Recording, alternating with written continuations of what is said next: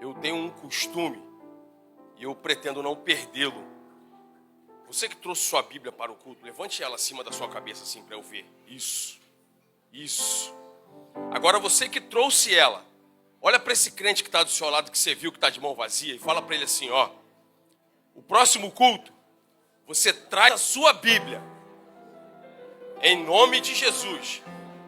Porque coisa boa é o soldado que vai para o campo de batalha levando a sua espada. Amém? Se eu voltar aqui, eu vou querer ver todo mundo com a Bíblia na mão. Amém? Você que se compromete com isso, diga um amém comigo, vai, amém? Glória a Deus. Eu preciso separar um pouquinho do meu tempo para fazer alguns agradecimentos. Quero agradecer a Deus pela vida do pastor Marcos. O pastor Marcos esteve ali conosco no nosso culto dos adolescentes. Esteve lá, deu um brado lá com essa voz feia que ele tem, né? Meu Deus. Não dava nem para saber se o céu tinha descido, se a igreja tinha subido. Mas o vaso deu lugar. Também teve conosco lá nossa tecladista que abrilhantou a mensagem naquela noite com o som do teclado. E é motivo de muita gratidão para mim estar aqui nesta noite juntamente com essa igreja para louvar, para prestar e render ao Senhor um culto. Um culto. Porque como tudo o que já foi feito e dito aqui tem um valor tremendo, uma representação tremenda. O que o pastor falou agora não é diferente. Nós poderíamos estar em muitos lugares. Ele ainda enfeitou um pouquinho os lugares em qual nós podíamos estar. Ele falou de Dubai, ele falou, mas eu vou exaltar Jesus, porque nós podíamos estar em um baile funk, nós podíamos estar em um bar, nós podíamos estar em alguma balada, nós podíamos estar fazendo coisas horríveis nessa sexta-feira e ferindo os princípios de Cristo. Mas nós escolhemos estar aqui hoje. Então nós já temos motivos de sobra para levantar a nossa mão direita, para abrir a nossa boca e dar o nosso melhor, glória a Deus, nessa noite. Porque Jesus está aqui para receber o nosso glória. Estão conosco aqui também alguns amigos muito queridos. Está comigo aqui, eu vou falar primeiro da donzela, né? Eu não vou deixá-la por último, eu vou falar primeiro dela. Está comigo aqui uma querida, uma irmã muito amada minha, a doutora Vera Lúcia, está conosco aqui. Levanta a mão. Quantos podem aplaudir a Jesus pela vida dela? O seu esposo está aqui do lado, Flávio. Estamos juntos a maior parte do tempo. Passo mais tempo com ele do que com a minha família. Está aqui um grande amigo, está sempre um braço na hora que eu preciso, um ombro na hora que eu preciso, está comigo aqui nessa noite. Podemos dar uma salva de palmas para Jesus pela vida dele? O terceiro e não menos importante está aqui comigo, o jovem João Paulo. É da nossa igreja, está aqui nos acompanhando. E, um jovem sensacional. Só de olhar para ele dá para ver isso, dá para ver o qual respeitador ele é, o qual interessado pelas coisas de Deus ele é. E eu louvo a Deus pela vida dele. Levanta a mão. Podemos dar uma salva de palmas para ele?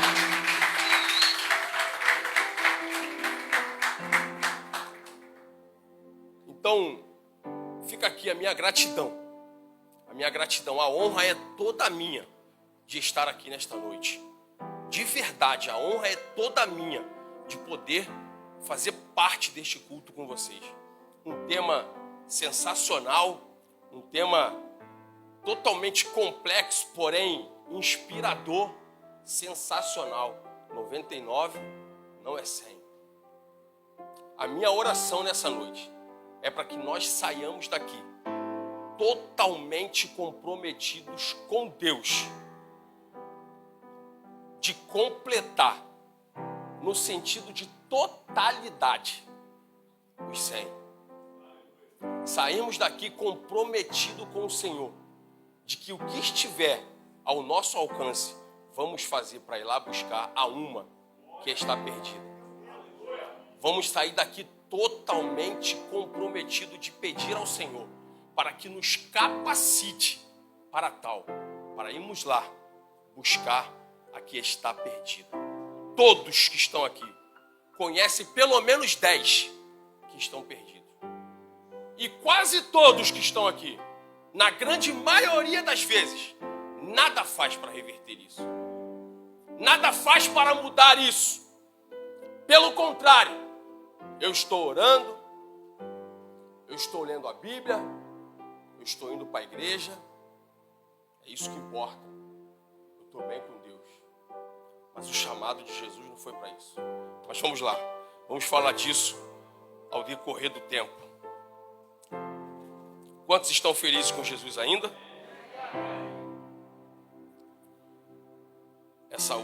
Essa peça foi mesmo sensacional, né? Decisões. Todas as vezes que falamos sobre decisões é algo sério, né? Para as coisas de Deus, sempre deixamos para depois. Deixamos para depois as coisas de Deus. Para ir numa festa, para ganhar uma garrafa de uísque, para atender o pedido de um amigo. Deixa Jesus para depois. Tomamos até o banquinho dele, né? Que o alerta não tenha passado despercebido. Preciso agradecer também. Ganhei aqui uma lembrancinha. Estejam certos que até Jesus voltar, ela estará guardada na minha gaveta. Você que trouxe sua Bíblia, abre ela comigo aí. No texto tema desta festa. Evangelho de Jesus segundo escreveu Lucas, capítulo de número 15.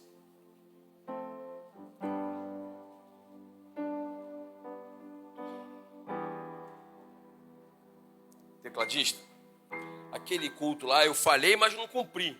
Mas hoje nós vamos até meia-noite, tá?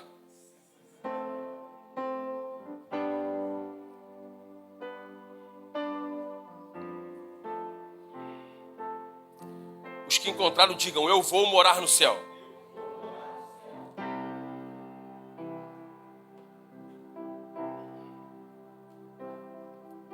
Verso 1. Então aproximaram-se dele todos, os publicanos e pecadores, para ouvi-lo. Verso 2.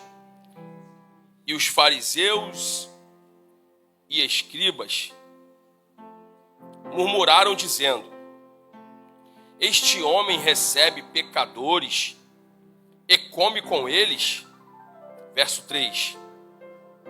E ele lhes falou estas parábolas dizendo. Verso 4. Qual de vós é um homem que, tendo 100 ovelhas e perdendo uma ovelha, não deixa no deserto as 99 e vai em busca da perdida até encontrá-la? Feche seus olhos. Deus, nós te louvamos, engrandecemos o teu nome, reconhecemos a tua grandeza e a tua majestade eterna. Neste momento eu não quero anular a oração que o teu servo fez por mim, mas eu quero unir a minha oração com a dele e te fazer alguns pedidos. Senhor, em nome de Jesus, meu Senhor da glória, a tua palavra foi lida, aqui está o teu povo, meu Senhor. Ó Deus, mas tudo o que eu quero falar é sobre a tua palavra. Não tem nada a ver com o intelecto do pregador, não tem nada a ver com a retórica do pregador, não tem nada a ver com o adorno da casa. Senhor, não tem nada a ver com o que está concernente ao mundo físico, ao mundo carnal, meu Senhor da glória, tem a ver com a tua palavra. Ó Deus, e nós temos uma certeza, que se o Senhor quiser, o Senhor pode fazer aqui nesta noite. O Senhor pode batizar com o Espírito Santo. O Senhor pode curar. O Senhor pode salvar. O Senhor pode libertar. Se o Senhor quiser, o Senhor pode fazer. Então, Deus, o pedido que te faço, meu Senhor da glória, esteja, meu Senhor, à vontade no ambiente. A casa é tua. O vaso é de barro, é frágil, mas é teu. Então faz segundo a tua vontade e o teu querer nessa noite. Em nome de Jesus. Amém, Jesus. O texto que acabamos de ler é um capítulo chamado pelos estudiosos de capítulo das coisas perdidas, ou capítulo daquilo que estava perdido, mas foram achados. Porque é um capítulo composto de 3 parábolas, que nas 3 parábolas algo se perde. Do verso 1 até o verso 7, fala sobre a ovelha que é perdida no meio das 100. Do verso 8 ao verso 10, fala sobre a dracma perdida dentro de casa. E do 11 em diante fala sobre o filho pródigo, o filho que foi embora de casa. E quando eu começo a buscar para pregar informações sobre tudo isso aqui, nós vamos ver o início que lemos, que Jesus está sendo interrogado, Jesus está sendo questionado pelos detentores da lei, pelos que regiam as sinagogas, a saber, os escribas e os fariseus. Jesus está sendo meio que importunado por eles, pelo fato dele estar assentado com publicanos e pecadores. Por quê? Porque, na verdade, para o judeu, Jesus, o cristianismo, Deus, as tábuas da lei eram somente para eles. Na verdade, a cultura judaica não era para ser aberta para o mundo, era para ficar para eles. Realmente, algumas coisas, o princípio da promessa começa neles. Realmente, quando vamos ver a lei ela só podia ser usada, lembra aquela lei de se uma mulher for pega em adultério, leve-a em praça pública e apedrejem ela até a morte. Essa lei, ela só podia ser usada por um cidadão judeu. Então, o conceito de Deus para o judeu é para eles. Aí agora vem Jesus, se assenta com publicanos e com pecadores. Porque, na verdade, a proposta de Jesus agora é que fosse para todos, não mais só para os judeus. E isso é difícil de entrar na cabeça do judeu. Os escribas e os fariseus não iam entender se Jesus simplesmente dissesse para eles assim: calma, tem solução para eles, calma, nós vamos conseguir recuperá-los, calma. Eles não iam entender. Aí Jesus separa 3 brilhantes parábolas. Jesus separa essas parábolas e começa a contar para eles. Quando você vai ler as parábolas, você vai entender que não tem uma pausa de uma para outra, como se Jesus tivesse contado uma hoje, a outra semana que vem. Não. Quando você vai no início de cada parábola, você percebe que Jesus está saindo de uma e entrando na outra. No verso 11, ele começa como se falasse isso e isso. Está vindo de um relato, está vindo de um texto e chegando no filho pródigo. No início da parábola da dracma está ou. É a ovelha ou a dracma. Está vindo também de uma outra leitura. Então foram sequencial a contagem das parábolas. Jesus está mesmo empenhado em convencê-los que para eles tinha um jeito. Porque tem gente que pensa que jeito só tem para ele. Porque tem gente que pensa que Jesus é só para ele. Porque tem gente que olha para algumas pessoas e fala assim, para aquele ali não tem mais jeito. A minha mãe me contou esses dias que algumas pessoas falavam assim para ela, Regina, pro Alex agora é só você esperar mesmo as duas piores notícias, que ele está preso ou que ele está morto, sim ou não, porque não tem mais jeito pro Alex. Mas o mesmo Jesus que estava falando para os fariseus que os publicanos e pecadores tinham jeito sim, ele me alcançou. Ele mostrou para esse mundo que eu tenho jeito sim, porque para ele não existe situação que não tenha jeito. Ai, meu Deus do céu, presta atenção aqui. Eu saí da minha casa hoje e vim aqui para te dizer que independente da tua situação, Jesus tem solução para ela. Jesus tem solução para ela. Jesus tem solução para ela. Sabe, se o caso não é sobre você, se o caso é sobre alguém que você conhece, sabe, se o seu caso Jesus já resolveu, mas tem um filho que ficou em casa que nem para cá quis vir, tem jeito para ele também. Se o caso não é com você, mas é uma filha que essa hora está com roupa curta, se aprontando para ir para uma festa, para o baile funk, e já te disseram que para ela não tem mais jeito, Jesus me trouxe aqui nessa noite para dizer que tem jeito sim.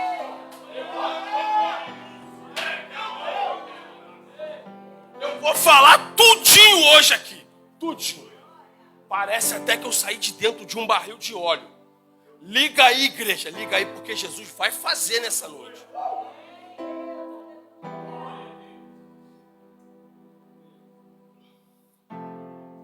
Aí, Jesus está aqui tentando convencer os escribas e os fariseus. Só que, quando você lê as 3 parábolas direto, em sequência, você consegue entender qual que é o intuito principal de Cristo. Principal. Qual que é? É mostrar para eles uma coisa de extremo valor. Eu sei, não consegui ser claro, calma. Jesus estava querendo mostrar para eles uma coisa que tinha muito valor. Uma coisa muito valiosa. Pois para o judeu a ovelha tinha um valor tremendo. Para a noiva, uma dracma, existem quem diga, a dracma ela saiu de circulação em pouco tempo. Eu não sabia. Foi estudando que eu descobri. Em 2002 que a dracma parou de ser usada na Grécia e começaram a usar o dólar. Mas olha como é muito recente. A dracma, os estudiosos vão dizer que equivalia a um dia de trabalho. Mas não era sobre esse valor que eu estou falando sobre o valor que ela representava para a noiva. Para a noiva, era porque ela tinha um pendente que ela pendurava as dracmas, que eram na verdade o total de 10, como diz a parábola, que ela estava noiva. No primeiro ano do noivado, o noivo dava uma dracma para ela. Aí o noivo ia para os seus afazeres. Uns noivos eram soldados, estavam em guerra, em batalhas no campo de batalha. Outros tinham seus afazeres tomando conta de lavoura, de gado, de... Uma vez por ano ele voltava e dava mais uma dracma a ela. Quando a dracma tivesse, o adorno tivesse completo, ela podia usar na testa, no ombro, mas quando tivesse completo com as 10 dracmas, ela estava apta a casar. Ela estava apta a casar. E após estar apta para casar, casou-se, ela podia andar com aquilo. Era como se fosse a aliança. Ela estava falando para todo mundo que ela era uma mulher casada. Ela estava falando para todo mundo que ela era uma mulher honrada. Ela estava falando para todo mundo que ela tinha um marido e que ela honrava o marido dela. Ou seja, aquilo ali dava à mulher um caráter. Era como se fosse a identidade da mulher. Então, olha o que Jesus estava falando para eles. Primeiro, sobre a ovelha. Segundo, sobre a dracma. E terceiro, eu nem preciso falar aqui qual que é o valor de um filho para um pai. Sim ou não?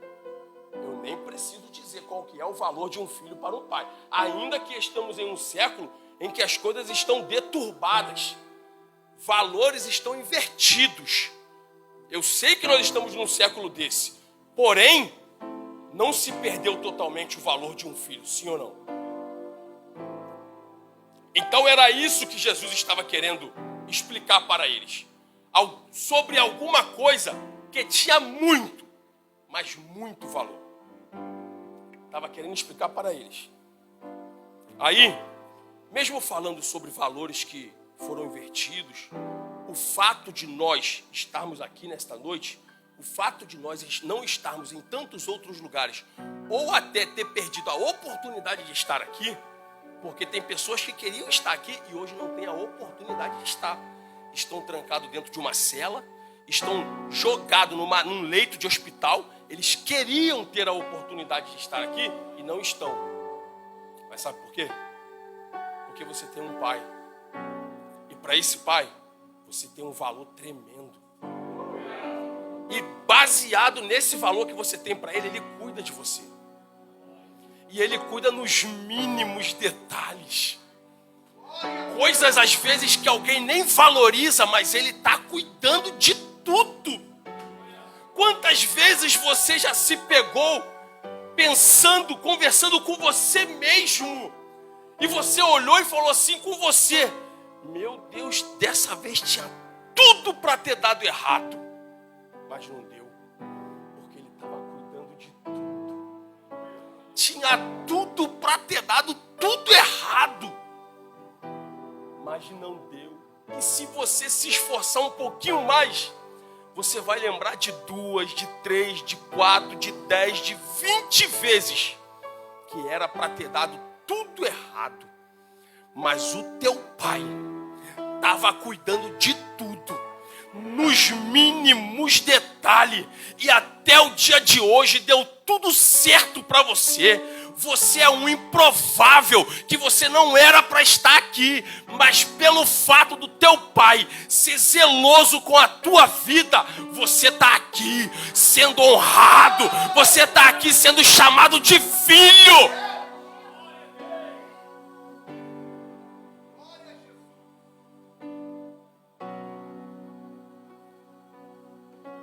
Quase todo dia eu me pego com esse pensamento.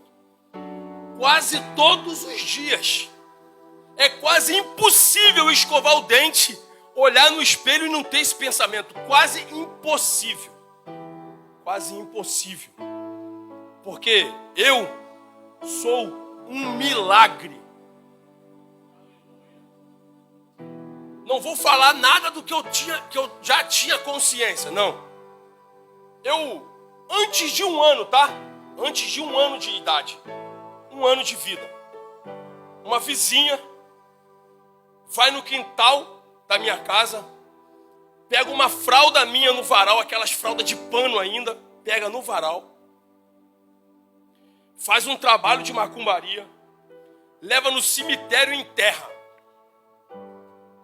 A minha mãe conta que ela me deitava no sofá e aquilo que faz nós entendermos que está tendo respiração, não tinha como ver. Parecia que estava morto. Umas crises que me davam. Aí, a minha mãe decidiu fazer uma campanha na igreja comigo. Eu tinha pouco tempo antes de um ano, nem falar ainda eu falava. Quando minha mãe ia se aproximando comigo da igreja, eu batia nela e falava assim: não vamos entrar aí não. Aí a minha mãe perseverou, foi lá, fez a campanha. E um dia teve uma conversa com essa macumbeira. E ela falou para minha mãe assim: Regina, o que está feito, está feito. não tem como mais desfazer. E eu vou te falar, anota esses números porque vai ser certo. Se ele passar dessa fase aqui, dos 7 anos de idade ele não passa. Se por algum advento do mundo ele passar dos 7, dos 14 ele não passa. E outra, 21 é a última data que eu vou te dar. Semana passada eu fiz 44 anos. Porque o Pai cuida de mim nos mínimos detalhes. Eu pensei que eu ia conseguir falar que era 25, mas não deu não, né? A barba já tá branca.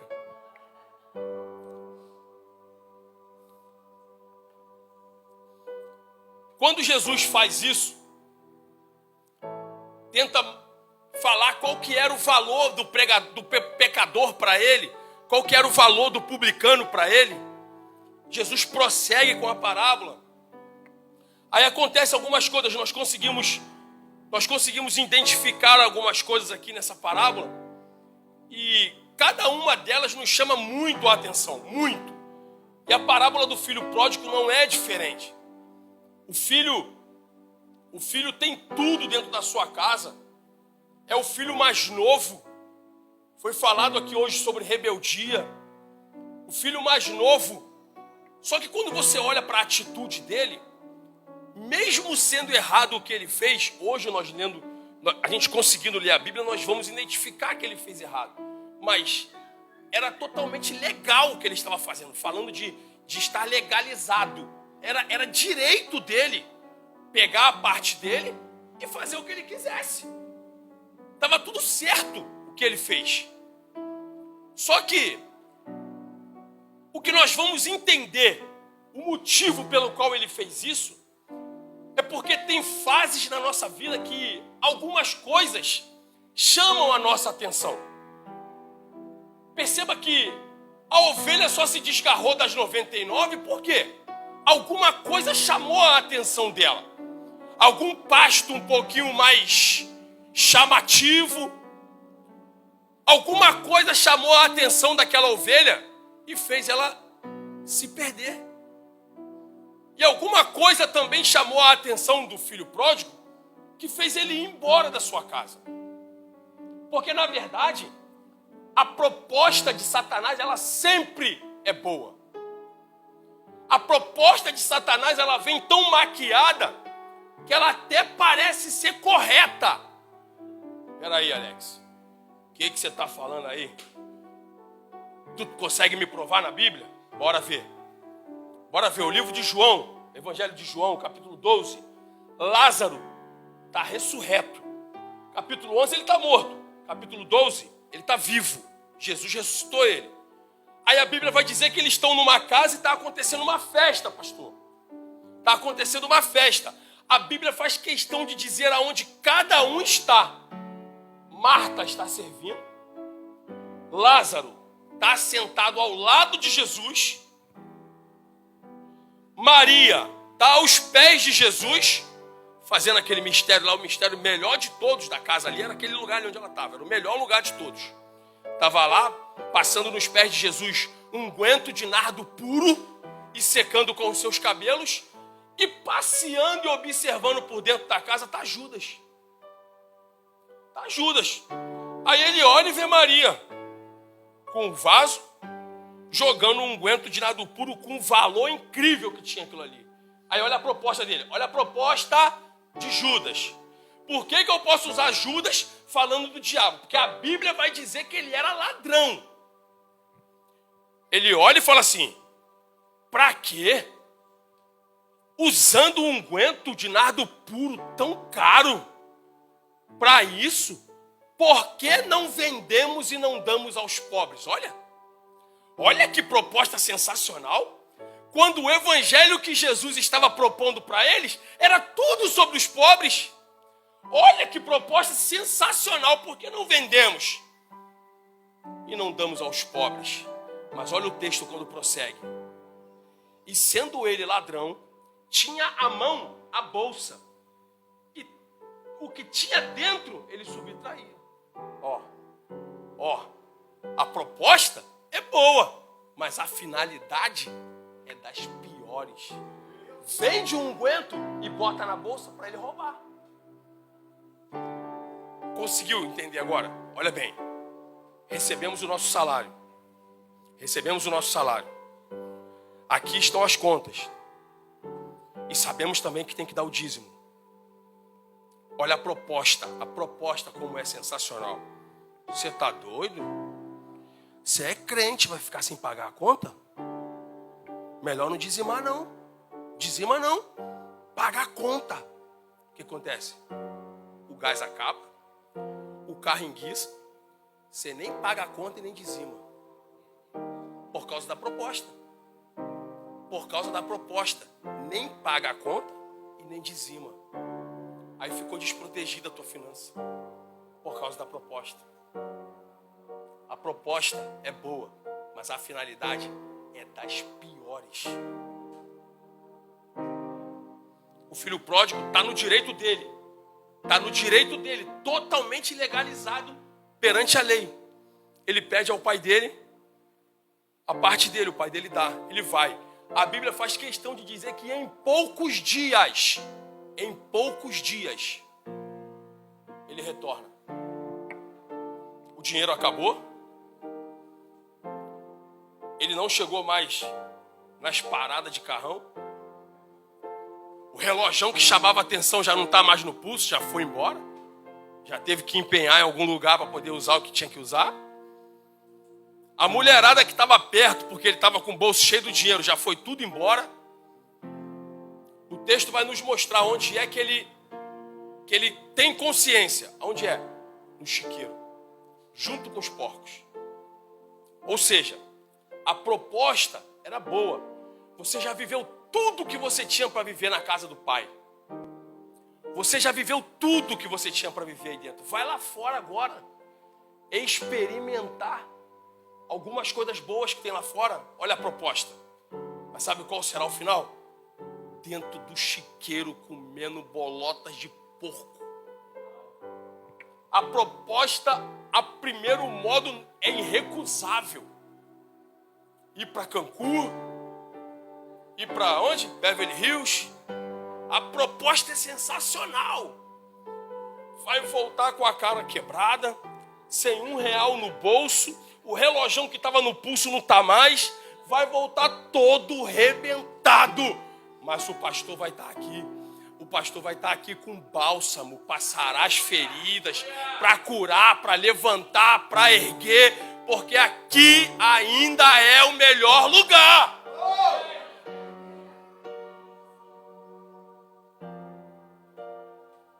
O segredo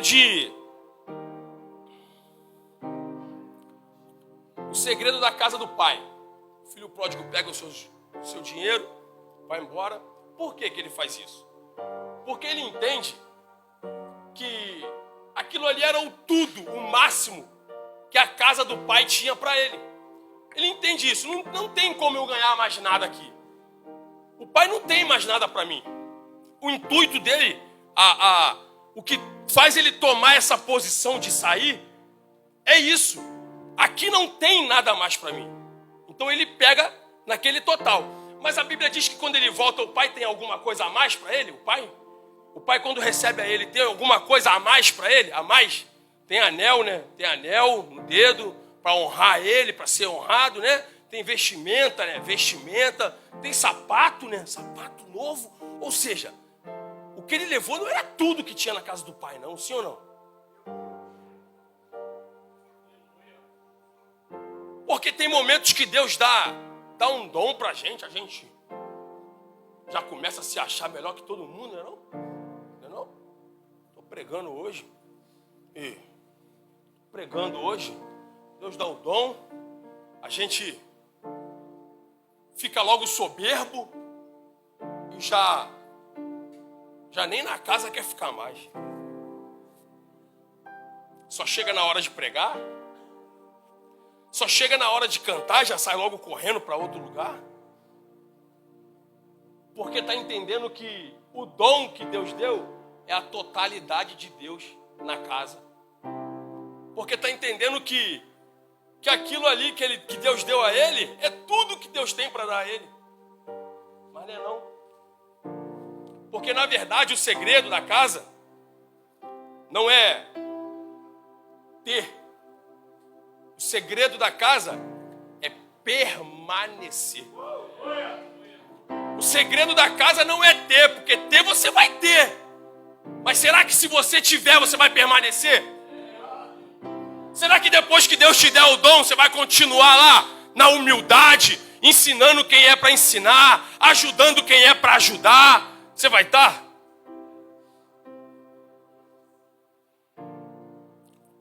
Ou será que quando Deus der o dom, a gente vai se achar o tal, e se fosse eu que estivesse pregando ali, ia ser muito melhor. Se me der aquele microfone na minha mão, eu canto muito melhor. Só porque Deus te deu um dom?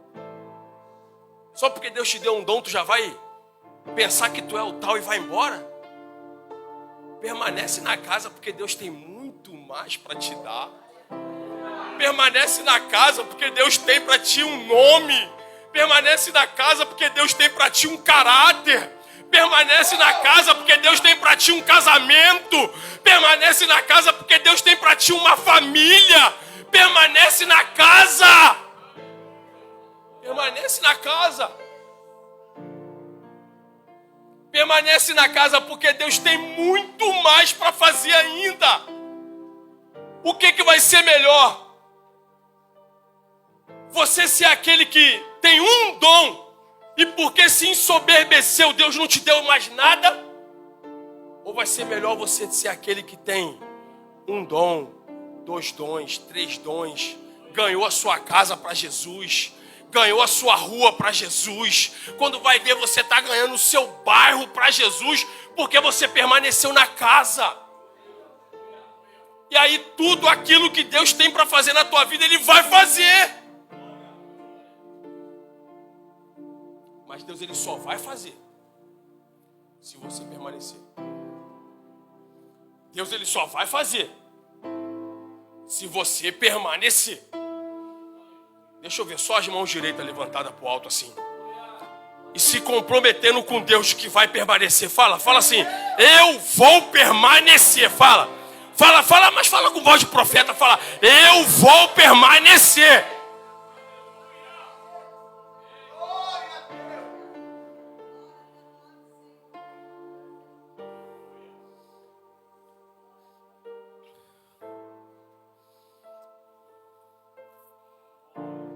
Aí o filho pródigo pega tudo dele e vai embora. Aí nós vamos ver aqui 3 níveis de afastamento. 3 níveis daqueles que se afastam, mas até para se afastar tem nível. Até para se afastar tem uns que se afastam de forma pior e outros que se afastam de forma menos pior. Até para se afastar. O texto vai dizer que o filho pródigo foi e em alguns dias voltou. Porque o filho pródigo, presta atenção, 3 coisas perdidas no capítulo. Uma, o pastor foi buscar. A segunda dracma, a mulher removeu os móveis, acendeu a candeia e varreu a casa em busca de encontrar. O filho não precisou ninguém ir buscar. Porque o nível de afastamento dele era menor. Era menor. O nível de afastamento dele era tão menor que ele mesmo teve consciência de que precisava voltar. Ele mesmo teve consciência de que precisava voltar. Quando ele chegou na pior situação, rápido Deus deixou ele chegar na pior situação. Quando ele chegou na pior, porcos, dentro do chiqueiro. E na casa do pai é melhor. E na casa do meu pai nem os empregados comem isso aqui. Na casa do meu pai até os empregados se assentam à mesa para comer. Na casa do meu pai é melhor. Logo ele vai perceber que a proposta era mentira. Logo ele vai perceber que a proposta não tinha nada de bom para ele, só tinha de bom para o diabo. Quanto mais tu entrar na proposta, mais tu está indo para o inferno. Quanto mais você entrar na proposta, mais o plano do diabo está se fazendo valer na sua vida. Mas logo o filho pródigo, epa, não, lá era muito melhor. Aí ele volta. Vamos pegando os detalhes, ó. Ele volta. E ele faz uma oração. Essa oração aqui precisa chamar a nossa atenção. Ele fala: Pai, perdoa-me porque pequei contra o céu. Olha, ele não pede perdão ao pai dele, não. Pelo pai dele não, ele pede perdão porque ele pecou contra o céu. Quantas e quantas vezes alguém pede perdão a alguém só para alguém ver? Quantas e quantas vezes alguém pede perdão a alguém só para poder estar no script? Quantas vezes alguém pede perdão a alguém sem estar acontecendo nada aqui dentro? Mas às vezes comove, às vezes tem choro, às vezes tem abraço, mas aqui, ó. Aí olha como é que com ele foi diferente. Ele podia muito bem ter abraçado o pai dele, ter chorado com o pai dele, ele podia muito bem. Porque estava voltando, ele precisava. Ele não fez isso não, ele falou: Pai, eu pequei contra o céu. Desobediência. Já pensou se todas as vezes que nós entrássemos em um ato de desobediência e nós, ao invés de pedirmos perdão ao nosso pastor, ao invés de pedirmos perdão aos nossos líderes, nós fôssemos para o nosso quarto e pedíssemos perdão ao céu? Já pensou se nós tivéssemos um nível de humildade que nós dobrássemos o nosso joelho e falasse com Deus, falasse: Senhor, me perdoa. Senhor, me perdoa porque eu não pequei contra os meus irmãos, eu pequei contra o Senhor. Ao invés de você ficar toda hora pegando o banquinho aqui, ó, você pedia perdão ao seu Senhor. Ficar pegando o banquinho e jogando Jesus de lado. Joga Jesus para lá. Já pedi perdão, pastor, já? Já pedi perdão, pastor. Joga o banquinho para lá, joga Jesus para lá. Jesus está ali toda hora para mim de braço aberto. Vamos pedir perdão ao céu. Quando ele volta, falei dos 3 níveis de afastamento. O dele foi rapidão, né? Rapidão. Ele mesmo teve consciência e voltou. Aí o da ovelha. A ovelha sabe que está perdida, sim ou não? Sabe? A ovelha sabe que está perdida. Então a ovelha, ela não tem, o nível dela não está tão raso de afastamento, porque precisou o pastor ir atrás dela. Precisou. Mas ela facilita a vida do pastor. Por quê? Porque ela faz barulho. Ela facilitou o pastor de achá-la. Ela faz barulho, ela grita. Então foi facinho para o pastor achar ela. E uma vez que ela faz barulho e ela grita, o que ela está querendo dizer? Qual a mensagem que ela está mandando para o pastor? Errei mesmo, me afastei, mas já reconheci que preciso voltar, preciso de ajuda. Preciso de ajuda, porque na situação que eu estou, vou morrer. Pastor, me ajuda! Aí a Bíblia diz, o comum de uma ovelha que fugia era o pastor chegar com um cajado, quebrar a pata, levar de volta, porque ela ia aprender a lição. O texto o que vai dizer? O pastor pega ela, bota nos ombros e traz de volta. O pastor já entendeu que ela já reconheceu o erro. Ela já está confessando o erro. E já está prometendo que não vai cometer mais o mesmo erro. Acabamos de pegar uma chave aqui agora. Rapidão. Para o nosso pastor, para o nosso Pai, para o nosso Deus que está no céu, conseguir nos dar força. É reconhecer que erramos. Reconhecer. É confessar. Né, João Paulo? A célula ontem, confessar. Confessar que erramos e que precisamos de ajuda. Porque Jesus é fiel e justo para nos garantir. Jesus é fiel e justo para nos fortalecer. Só que precisa de uma atitude. A atitude de reconhecer é nossa. A atitude de confessar é nossa. e a atitude de pedir ajuda é nossa. Deixa eu ver. Mão direita levantada para o céu. Só quem tem a humildade de reconhecer, de confessar e de pedir ajuda, porque vocês serão justificados por Deus.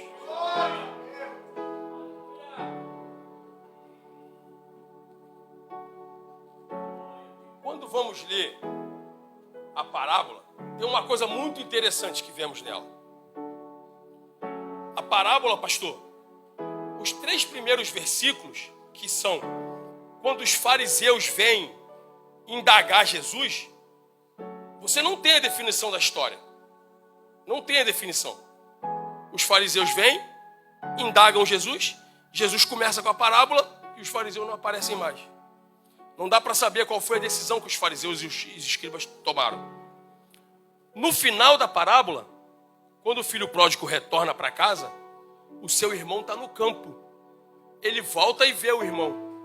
E ele questiona o seu pai: ué, eu estou aqui por todos esses anos, nunca fui embora. Estou aqui, honro o Senhor, e agora esse teu outro filho aí vai, gasta todo o dinheiro com meretrizes, e agora volta, e o Senhor mata um novilho, faz para ele uma festa, bota no dedo dele um anel, vestimenta nova. Nunca o Senhor fez uma festa para mim. Aí o pai convencendo ele, igual Jesus estava fazendo com os fariseus. Olha o pai convencendo ele: meu filho, tudo que é meu é teu, porque você está aqui, mas o teu filho, teu irmão não. O teu irmão estava morto e reviveu. O teu irmão estava perdido e foi achado. O pai está convencendo ele. Mas aqui acaba o capítulo. Aqui acaba o capítulo. Não tem como saber se ele entrou para a festa com eles, convencido pelo pai, ou se ele voltou para o campo. Não sabemos o que aconteceu. Tá, Alex, você contou isso aí, mas o que isso aí quer dizer? Isso aqui quer dizer que por 2 momentos aqui fica claro para a gente. Para os fariseus e os escribas fazerem parte de estar com Jesus aonde os publicanos e os pecadores estavam, era uma decisão deles. O filho, para entrar e participar da festa ou voltar para o campo, era uma decisão dele. Então, encaminhando para o final, nós vamos chegar a essa conclusão. O que Deus está falando a todo momento aqui conosco é sobre decisão. Em pleno século 21, não passa meia hora na nossa vida em que temos que tomar decisões. Dificilmente passa na nossa vida um dia que não temos que tomar decisões sérias. Dificilmente nós vamos ficar uma semana sem ter que tomar uma decisão muito séria. Eu estou falando séria concernente aos princípios de Deus. Concernente a entrar para a festa com Jesus e estar com Ele nessa empreitada de ganhar pecadores, ou voltar para trás e continuar com as mesmas práticas de antigamente. Estou falando decisões nesse sentido. Estou falando decisões em princípios nos dados por Deus. Se vamos quebrar os princípios ou se vamos manter os princípios de Deus. Todos os dias passamos por momentos em que temos que decidir. Porque, como falei antes, a proposta é boa. Porque, como falei antes, em alguns momentos nos achamos melhores que os outros. Por isso temos que decidir se seremos humildes ou se deixaremos a soberba tomar conta de nós. Vou pedir ajuda aqui para falar sobre... Todo o momento aqui nós tratamos sobre valor. Sobre valor. Se nós temos valor para Jesus ou não. Traz aqui para mim. Traz o baldão aqui para mim. Muito obrigado. Eu tenho aqui comigo uma nota. Isso aqui não é coach não, tá, gente? Nós acabamos de ler uma parábola. Eu vou fazer uma parábola aqui também agora. Nós temos uma nota aqui de quanto? R$10. Quanto? Deixa eu ver se a igreja está acordada. De quanto? Se eu amassar essa nota aqui todinha, essa nota é de quanto? Se eu jogar essa nota fora, ela é de quanto?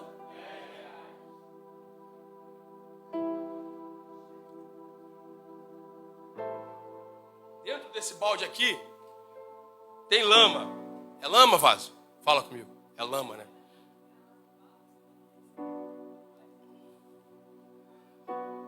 A nota está toda suja de lama. Quanto que ela vale? Se essa nota aqui tivesse dentro de um saco com cocaína, quanto que ela vale? Se essa nota aqui tivesse no crack, quanto que ela vale? Se essa nota aqui tivesse na maconha, quanto que ela vale? Sabe o que isso significa? Que não existe nada que você faça que faça você valer mais para Deus. E também não existe nada que você faça que faça você valer menos para Deus. Nada. Nada. Se você está aqui, você tem para Deus um valor. Se você está lá fora, você tem para Deus o mesmo valor. Quem está essa hora dentro da Cracolândia tem para Deus o mesmo valor que você.